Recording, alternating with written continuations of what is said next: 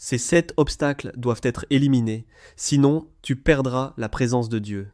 Pourquoi tu ne ressens pas la présence de Dieu? Parce que tu fais ces 7 choses qui chassent Dieu. Regarde vite si tu es en train de faire l'une d'elles. Premier obstacle, l'offense et l'amertume. Quand quelqu'un t'offense, tu t'y accroches encore? L'épître aux Éphésiens, chapitre 4, versets 30 à 30, et un averti.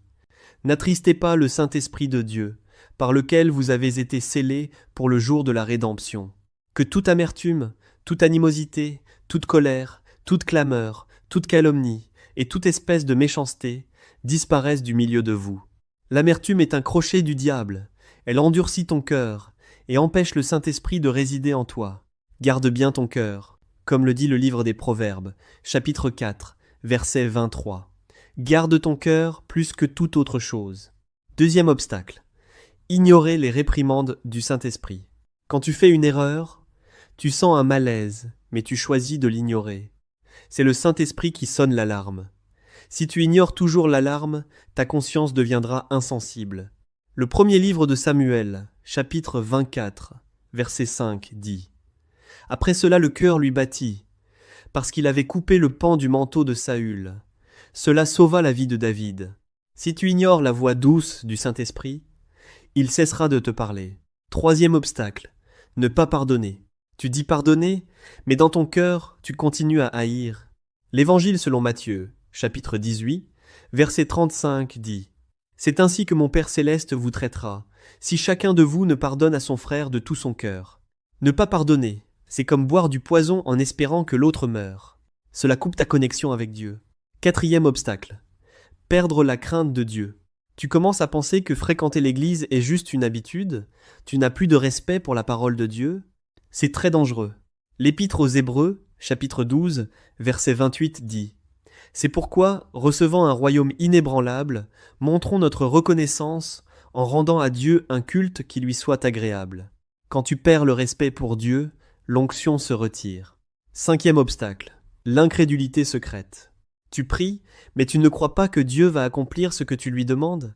L'Épître aux Hébreux, chapitre 11, verset 6, dit « Or, sans la foi, il est impossible de lui être agréable, car il faut que celui qui s'approche de Dieu croie que Dieu existe et qu'il est le rémunérateur de ceux qui le cherchent. » Le doute est le tueur de la foi.